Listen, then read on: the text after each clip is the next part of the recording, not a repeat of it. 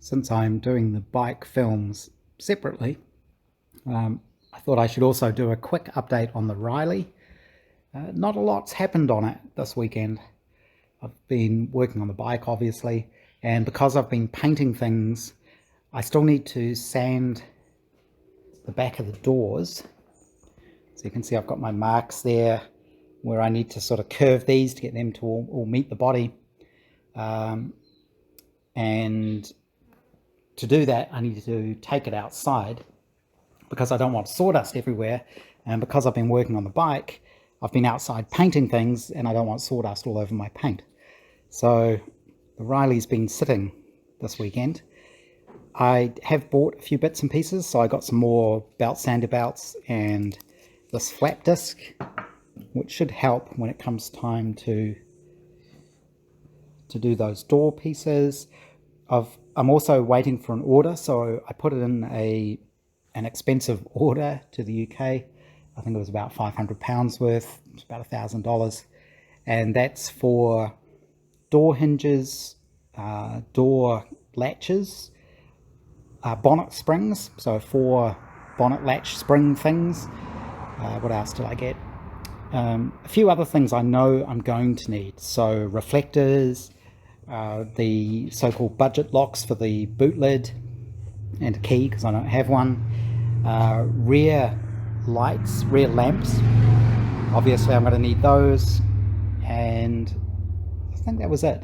Wasn't too much worth of stuff, but it all adds up. But of course you know you're going to need those things.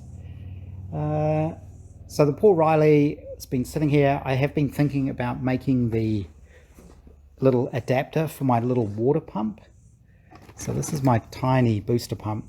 Apparently this will flow at full rate about 15 litres per minute. So given the whole capacity of the cooling system in this thing is only about 5 litres, that means it's flowing the whole lot in a minute. So even though it's tiny, I think that might be enough.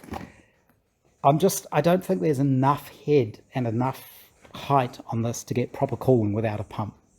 Some people say they've done it, but I'd prefer to have it there, I think, because you can always turn it off.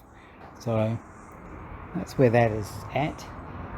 It's all covered up in a sheet because I had a big clean up in here. It got to be a real mess again. Cleaned everything up over there because I've been working on the bike.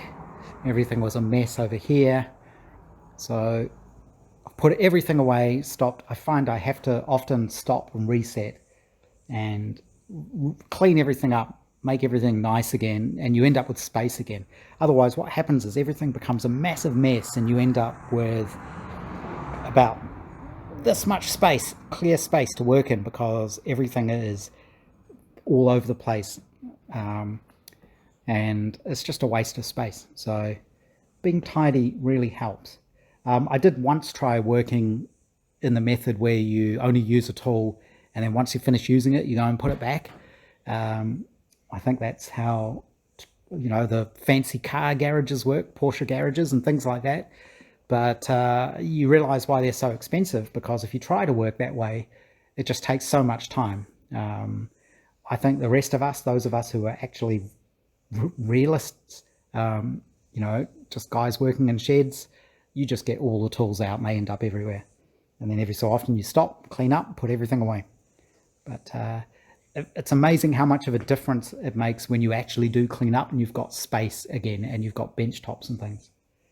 So yeah, it's well worth doing. I don't think most people realize that Randy in Shed by the Tracks, he's in a 10,000 square meter shed there. It's just, he's so badly organized, he's got no space. What else have I been doing? Took the MG for a drive this morning. I actually took it out last week. I barely use it these days because I work from home most of the time. And when I'm not working from home, when I'm driving to the railway station for work, I don't use the MG because I don't think it's safe to leave it there. But last week I took it out and had a good blast. The roads here where we live used to be off the main highway going up and down the country, They just recently opened a new, it's not a motorway, it's an expressway that bypasses us. So all the roads around here have become really quiet, which makes it much better for old cars. It's much, much nicer. And if you want to do a decent blast, you can go on the new expressway, and top speed's still only 100 kilometers per hour, but it's nice, long, straight, smooth roads. So I took the MG out for a drive. I wanted to see how the new expressway worked, and it had developed a weird but nice popping on the overrun.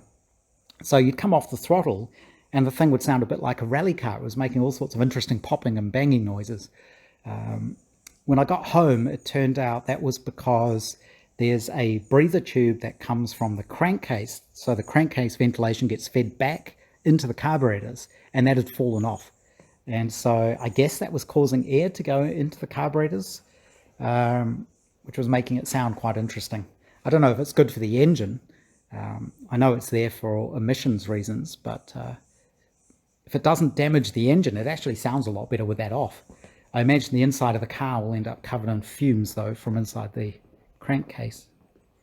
And the other thing I did is second go at the headliner in the Land Rover. So the first attempt failed because I used the wrong glue, basically. It can easily get over 50 degrees C in here if it's parked out in the sun. And the whole reason I wanted to do this is so that I can leave this parked outside if I want to. So I've got, I've got more space in the shed to actually do stuff. So that was the whole reason for trying to make this thing watertight and make the headliner nice again. So I ended up ordering more polar fleece and high temperature glue. So the high strength, high temperature glue should be good for 75 degrees. I think the highest I've seen it get in here is 55 degrees, so that should be good. Doing it the second time was much, much easier because I knew how to take everything out. I knew how to put everything back in, and I knew how it would feel actually gluing the stuff down and laying the stuff down, and how you did it. The high temperature glue, you've got much less time to work with it. You've only got about 5 minutes before it sets pretty solid. But I was able to get that up in place, and it's been that way for, I only did it this morning, so it's only been a day, but nothing's sagging so far. It just feels a lot better. So hopefully that works. And I also did get to the bottom of all the leaks in the end. So it wasn't the sunroofs. Well, it was. So the sunroofs leak if the drains are blocked, and the drains do get blocked. So you have to clear the tubes, which I did. The other place it was actually leaking was around these alpine roofs. So I think it's because the rubber seals shrink over time and they end up letting water in. So when I did the rust repairs on this, I did seal all the way around the outside. So all under that lip is sealed. But I didn't seal the inside. So what I've ended up doing is using some of that Captain Tolly's very creeping sealant all the way around here. I just kept going over it multiple times from the outside and from the inside, and that was where it was actually leaking. The leak ended up being that corner. I don't know if that's where the water was actually getting in or if it was getting in somewhere else and following around, but that Captain Tolly stuff, that really fixed it. That made a big difference. So I'll leave the Landy parked outside now for a little while, see if it still leaks, and see if the headliner falls down again. If it falls down again, I'll just rip the cloth off and paint it, which is what a lot of people do.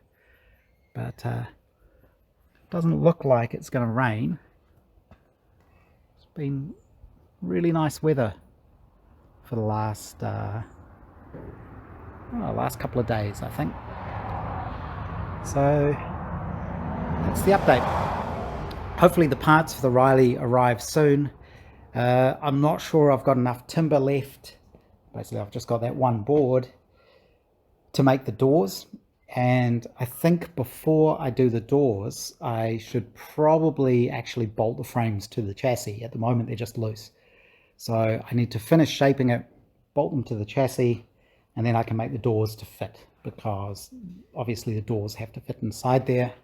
And then I do need to make the steel brackets that go around various bits of the frame. I need to make the axle limiting hoops. They're effectively bump stops. They're sort of U-shaped loops that go bolt to the chassis that limit the upward motion on the rear axle. I've got dimensions for those thanks to a friend of mine.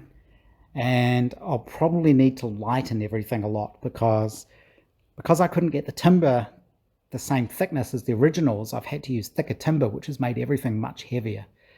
So there's a lot of places where I can thin things out to actually lighten it, which I'm going to do as well. The other thing worth pointing out is this is a Brooklands replica, but the Brooklands came with different body styles. There's doored and doorless bodies, and I've got a body with doors because I want to be able to get in and out of the thing pretty easily.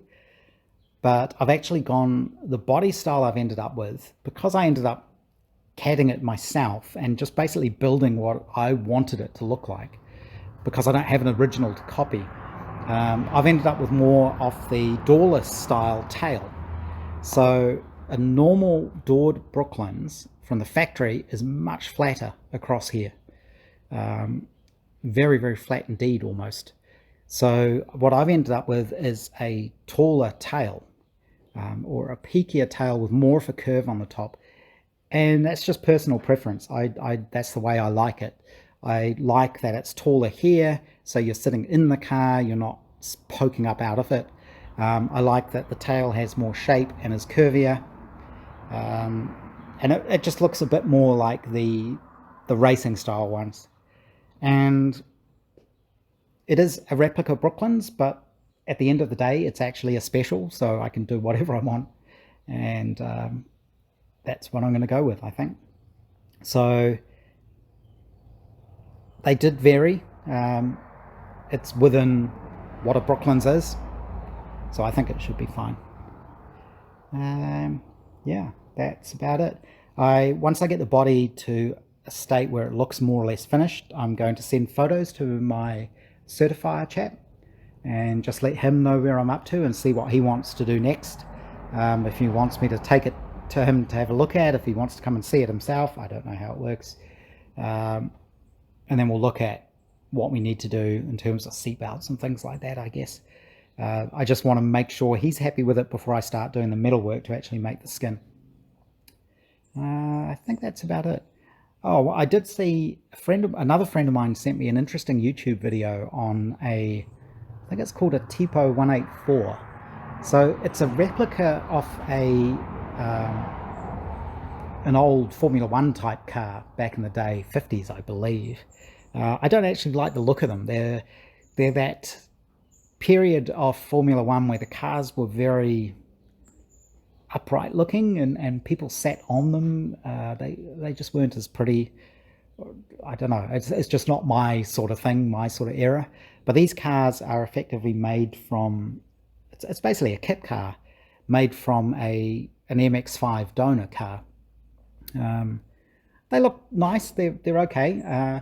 But then it showed how in the UK you have to get through what's called the IVA test, which is similar to our low volume certification in New Zealand, I think. And the sorts of things they have to do to get it to pass that test are just insane. So it's all around safety and pedestrian safety and things like that, but it doesn't make any sense. So they're talking about things like inside the steering. You can't have any radiuses sharper than 2 millimeters. You can't have things like split pins. So this wouldn't be allowed, because apparently that's passenger safety. Nylock nuts, the corners on those are too sharp, so they have to fit plastic caps over them. Things like this wouldn't be allowed because it would be too sharp. So what they do to get around it is they just cover everything in foam. Literally just cover everything with foam tape. And then that gets them through the test, and then they remove it all, apparently. It doesn't sound legal to me. I don't know exactly how the rules work in the UK. They seem to say, no, it's fine, because the rules to get the car on the road are different to the rules that you need once the car is on the road, but that seems to not make sense. But yeah, all sorts of weird rules and weird ways they get around things. The other thing is, if you're not allowed to use wooden steering wheels. So they recommend you take off the wooden steering wheel that you use in the car when it's finished, and you use the original MX-5 steering wheel. But because those had airbags in them, if you've got an airbag, it has to be working. So to get around that, they just cover up the label that says airbag. And apparently then it means it's not an airbag steering wheel, so it doesn't have to work. Just really bizarre. So the rules for getting cars like that, like this on the road, they're just getting harder and harder. It sounds, people complain about it here, but I think our rules here are actually reasonably good, and they are trying to work with you to get things on the road. So we'll see. But yeah, it's definitely getting trickier, I think, to build cars like this, which is a shame. So that's the other reason I want to get this finished, and one of the reasons I'm not focusing on the Austin 7 at the moment. I really wish I can get this on the road and drive it around as well, but ultimately this car and the Riley, they are different cars, of course, but it's the same sort of experience. It's that pre-war vintage experience, and this will give me a much better experience than that. So that's why I'm working on trying to get this done. But yeah, that's kind of where I'm at the moment.